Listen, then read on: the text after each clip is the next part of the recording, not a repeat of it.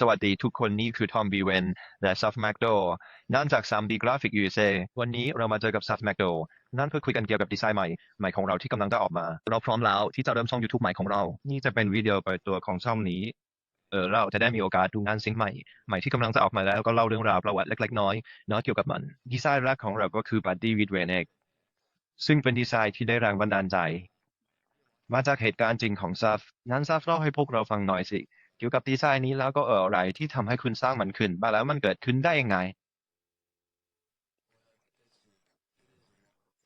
เรื่องมันยาวนะแต่ฉันจะพยายามเล่าให้สั้นที่สุดพวกเขาทั้งหมดจะเริ่มด้วยพี่ชายโทรมาหาผมแล้วผมก็แวะไปบ้านเขาบอกว่าซัฟฉันมีปืนลูกซองใหม่แล้วก็มีอีกกระบอกวางไว้ให้เธอด้วยนะแล้วเราก็ขี่รถตะลุยไปทั่วชนบทและลองยิงปืนลูกซองพวกนี้ดูว่าจะเป็นยังไงงานนาพูดว่าฉันก็ไม่คิดจะทำอะไรอยู่ดีเขามีเบี้ยแล้วพวกเราก็โยนมันไปโดนด้านหลังหัวเขาฉันว่ามันน่าจะเป็นเชฟโรเลตพิคอปี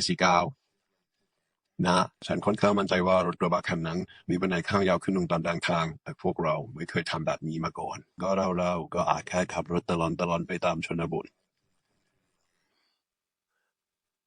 เรือกับเบียร์มองหาป้ายตรงๆของตู้ไปรษณีย์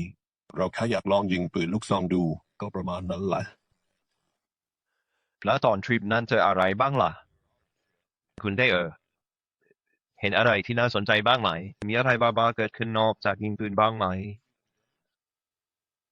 น้ำมันเป็นเรื่องงานมาแล้วอธิบายค่อนข้างยากพวกเราเจอว่าแต่เช้าน่าเจอคนที่กำลังทำไร่ทำสวนอยู่กลางทุ่งมองพวกเราประมาณว่าพวกคุณมาทำอะไรกันเท่านี้มาที่นี่ในบ้านเราแล้วก็พวกเราก็ทำธุระของตัวเองยิงปืนลูกซองกันไปแล้วก็ไม่มีใครพูดอะไรสักคำก็เลยเดินหน้าต่อน้ำมันกำลังไหลลงไปตามถนนชนบทแล้วมันก็เร่งกระแทกสุดๆบางทีเวลาออกไปเบียร์ฉันต้องเหยียดที่พักเท้าแล้วไปเบียร์จากด้านหลัง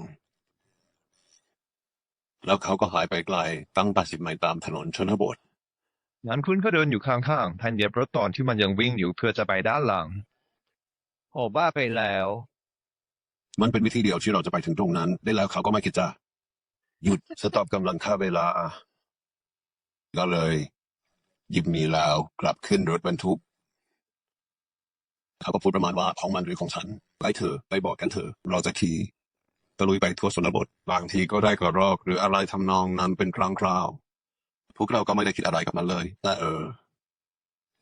มันก็เป็นสิ่งที่เด็กๆทำกันตอนโตขึ้นน่าเข้าใจปะนั้นคุณก็เก็บบรรยากาศพวกนั้นมาได้เยอะเลยนะในรูปนี้ตอนปาร์ตี้กับพวกเรดเน็กใช่ไหมเจ๋งดีนะก็ใช่ฉันทำให้พวกนั้นดูเหมือนอายุมากกว่าพวกเรานิดหน่อยตอนนั้นพวกเราอยู่ในวัย20 กว่าแล้วพวกนั้นที่อยู่ในรถบรรทุกที่ฉันวาดไว้หน้าก็คือรถจี๊ปที่ฉันวาดไว้นั่นแหละก็รู้นะเขาดูเหมือนอายุสัก30 หรือ40เขาทำให้ดูแก่ขึ้นนิดหน่อยนะแต่จริงๆแล้วมันตั้งใจทำไว้สำหรับคนที่อายุน้อยกว่า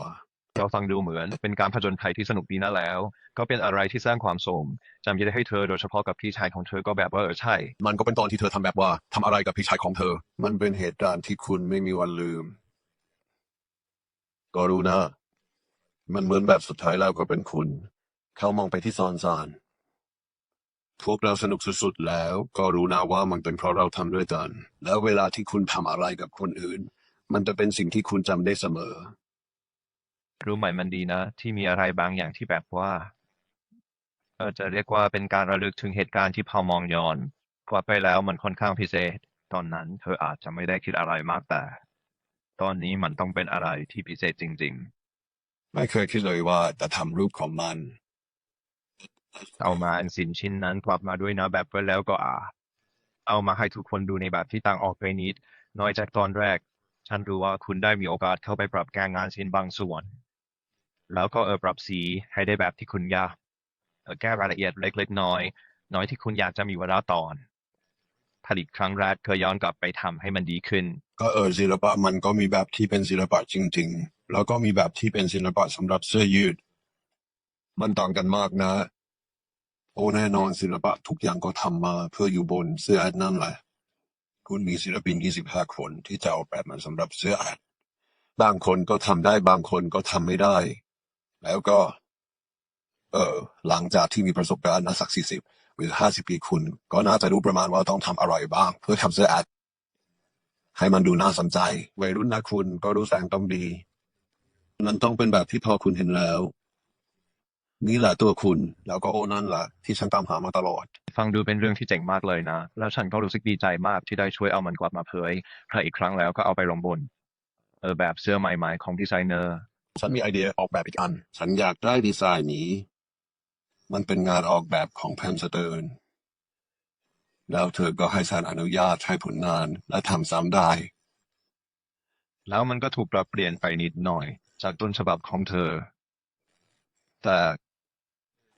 แบบนี้มันก็กลับไปที่เรื่องว่าเราสามารถปรับปรุงบางส่วนของมันได้ไหม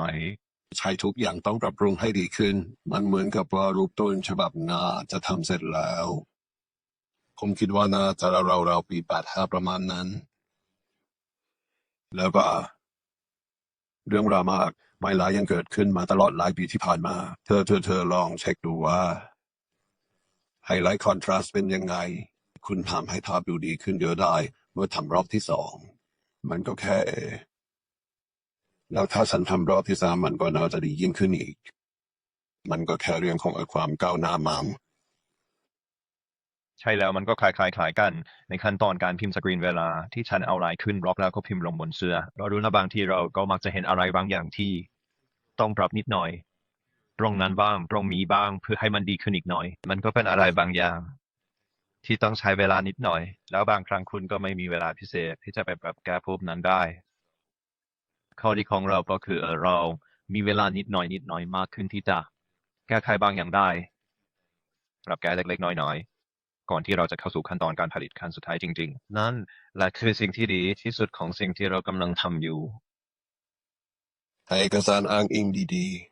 ๆ ถ้าเริ่มต้นโดยไม่มีข้อมูลอ้างอิงดีๆ สุดท้ายก็จะได้ภาพที่ไม่สวย มันเป็นกระบวนการที่ต้องผ่านมันไป มันก็เป็นหนึ่งในเรื่องที่ค่อยๆปรับปรุงไปเรื่อยๆตามทาง มันก็เหมือนตอนที่ผมสกรีนพิมพ์เยอะๆแบบนี้นะคุณก็รู้ผมแยกสีเองทั้งหมดหลายอย่างมันอิงจากแนวคิดตั้งเดิมที่คุณวางไว้แล้วก็การแยกฮาล์ฟโทนเพราะคุณเป็นคนบุกเบิกมันดังนั้นการที่ทำแบบนั้นแล้วเอาลงบนเสื้อได้ศิลปะเจ๋งๆนี้และที่ทำให้ได้งานสกรีนที่ดูสวยที่สุดแล้วหลายครั้งเวลาที่เอางานศิลป์ไปทำเป็นสกรีนลงบนเสื้อก็ยังไม่สามารถถ่ายทอดความงามของงานต้นฉบับได้ครบ100%แต่ถ้าทำได้สักประมาณ80-90%มันจะดูเจ๋งมากเลยแล้วงานศิลป์ของคุณก็แตกต่างจากคนอื่นๆที่ผมเคยร่วมงานด้วยมาตลอดรู้ไหมผมใช้ผลงานศิลป์ของคุณมาสักพักแล้วนะตลอดกว่า20 ปีที่ผ่านมาเราก็ทำงานร่วมกันในโปรเจกต์อื่นๆแล้วก็ทำอะไรหลายๆอย่างและเปลี่ยนแนวคิดกันไปมาเราก็ทำงานกันตลอดเพื่อหาวิธีปรับปรุงและหาทางพัฒนากระบวนการตั้งแต่ศิลปะของการแยกสีไปจนถึงการพิมพ์สกรีนถ้าเรายังทำแบบนั้นต่อไปเราก็จะสามารถปล่อยผลงานออกมาได้เหมือนเมื่อ20 ปีก่อนที่คุณอาจจะไม่เคยเราไม่เคยคิดเลยว่าจะได้มายืนอยู่ตรงนี้ทำสิ่งนี้ตอนนี้ จริงตอนนี้ก็ถ้าจะปี 2020 เป็นจุดเริ่มต้นให้เราเลยเราปรับเปลี่ยนมันไปเรื่อยแล้วก็เอามาใช้จริงในปี 2022 แล้วตอนนี้เรากำลังเดินหน้าไปอย่างแข็งแรงมากมันก็พัฒนาไปเป็นอะไรบางอย่างจริงๆฉันคิดว่ามันจะพิเศษมากเลย ๆ ผมตื่นเต้นกับทุกอย่างนี้ แล้วคนไทยทำงานกับเราด้วยใช่ไหม พวกเขาเป็นคนที่เยี่ยมมากที่ได้ร่วมงานด้วย ผมว่าไม่มีอะไรที่เราทำไม่ได้ ใช่เลย Jurassic มีบทบาทสำคัญมากในการช่วยเราให้เสื้อตัวนี้ออกมาสมบูรณ์แบบสำหรับการเย็บตะเข็บเดี่ยวเพราะมันเป็นกระบวนการที่เรารู้นะมันหายไปนานมากแล้วยุค 90 ก็แทบจะเป็นจุดจบของเรื่องนั้นแล้วพวกเราตื่นเต้นมากที่จะได้ปล่อยเสื้อชุดนี้ออกไปเราน่าจะเริ่มทำพวกนั้นได้ภายในสัปดาห์หน้าแล้วก็ส่งออกไปได้เลยแล้วก็เราจะมีดีไซน์เพิ่มอีก2 แบบตามมาในอีกประมาณเดือนหนึ่งเลยยังไม่ค่อยแน่ใจว่าจะเป็นอันไหนบ้างแต่เราก็ใกล้แล้วฉันว่าเขาว่าน่าจะเป็นหนึ่งในนั้นฉันเชื่อซับนะอันนั้นเป็นอันต่อไปถัดจากพวกนี้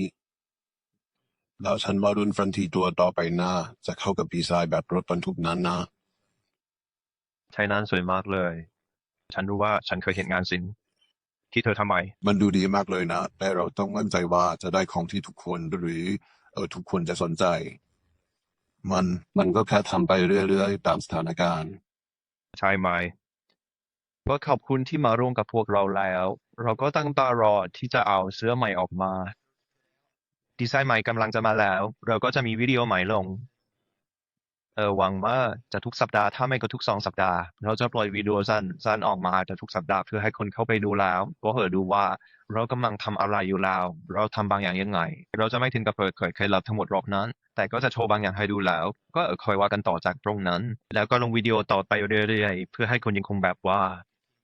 ได้เห็นว่าเรากำลังทำอะไรอยู่คลิปสั้นจะออกมาพร้อมกับแอนิเมชันบางอย่างที่ซับคิดขึ้นมาซึ่งดูเท่ไม่เบาเลย ก็รอดูพวกนั้นกันนะแล้วถ้าชอบสิ่งที่เราทำก็อย่าลืมกดติดตามกับกดไลค์กันด้วย แล้วคุณก็จะได้รับการแจ้งเตือนเมื่อเรามีวิดีโอใหม่ออกมา ถ้ามีอัปเดตอะไรออกมาแล้วก็ค่อยว่ากันต่อจากตรงนั้น มีอะไรอยากจะเสริมไหมซัฟ ผมว่าพวกเราพูดกันครบหมดแล้วนะทุกคน ผมนึกอะไรเพิ่มเติมไม่ออกแต่เราจะค่อยเพิ่มเนื้อหาในวิดีโอพวกนี้ไปเรื่อยๆแล้วก็ก็หวังว่าทุกคนจะสนุกกับวิดีโอพวกนี้นะแล้วก็ เราจะลงต่อไปเรื่อยๆตราบใดที่ทุกคนยังชอบมันอยู่ ฟังดูดีมากเลยก็ขอบคุณทุกคน และตั้งตารอวิดีโอต่อไปของเราที่กำลังจะออกมา เดี๋ยวเราจะมีมันนะเร็วๆนี้ อย่างที่ผมบอกกดไลค์แล้วกดติดตามแล้วคุณจะได้รับการแจ้งเตือนตอนที่มันออกมาครับ